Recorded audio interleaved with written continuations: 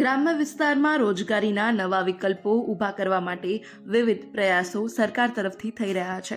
પરંપરાગત ખેતી અને પશુપાલન સાથે હવે ટેકનોલોજી આધારિત કામ તરફ પણ મહિલાઓ આગળ વધી છે।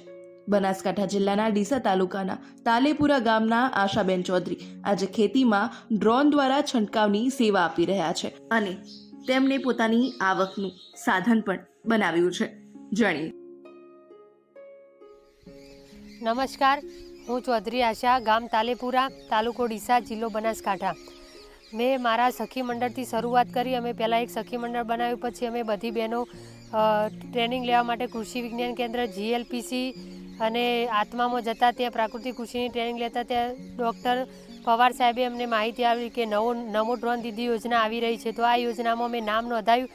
પછી મારું ઇન્ટરવ્યૂ થયું। ઇન્ટરવ્યૂ થયા પછી અમે પૂના ટ્રેનિંગ માટે 15 દિવસ ગયા। ત્યાં ટ્રેનિંગમાં એક્ઝામ પાસ કરીને મને ડ્રોન પાયલોટનું લાઇસન્સ મળ્યું। લાઇસન્સ મેળવ્યા બાદ મીડિયા ભાઈઓ દ્વારા ન્યૂઝમાં આવી ગયું હતું, એટલે બધાને ખબર હતી કે અમને લાઇસન્સ મળી ગયું। તો ત્યાંથી જ ઓર્ડર આવવાના શરૂ થયા। એટલે 1 મહિના બાદ અમને ડ્રોન, ઇલેક્ટ્રિક રિક્ષા અને જનરેટર એમ અંદાજિત 17 લાખની કીટ અમને ઘર બેઠા આપવામાં આવી સરકાર તરફથી ફ્રીમાં। તો પછી અમને ઓર્ડર આવવાના શરૂ। તો હું 2 મહિનાની અંદર લખપતિ દીદી બની ગઈ હતી અને પછી મારે કોઈ જગ્યાએ ઓર્ડર શોધવા જવા ન પડ્યા। ઓલરેડી મારે બધી જગ્યાએ જિલ્લામાં, જિલ્લા બહાર અને મધ્યપ્રદેશ સુધીના મને ઓર્ડર આવવા લાગ્યા।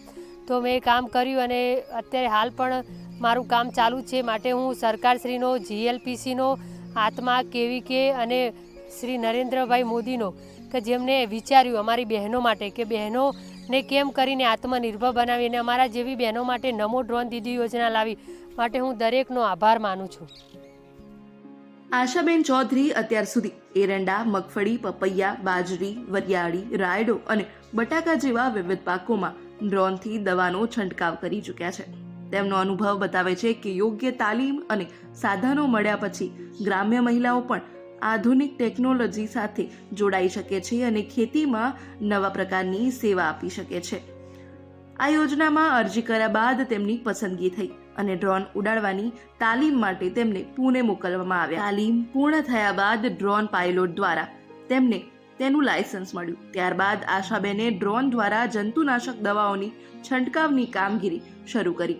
આશાબેન જણાવે છે કે આ યોજનાના અંતર્ગત તેમને ડ્રોન, ઇલેક્ટ્રિક રિક્ષા અને જનરેટર સહિતની સહાય મળી છે, જેની કિંમત કુલ 17 લાખ રૂપિયા જેટલી થાય છે। શરૂઆતમાં સ્થાનિક વિસ્તારોમાં કામ મળતું હતું, પરંતુ હવે બનાસકાંઠા ઉપરાંત રાજ્ય બહાર સુધીના પણ ઓર્ડર દવાના છંટકાવ માટેના મળી રહ્યા છે।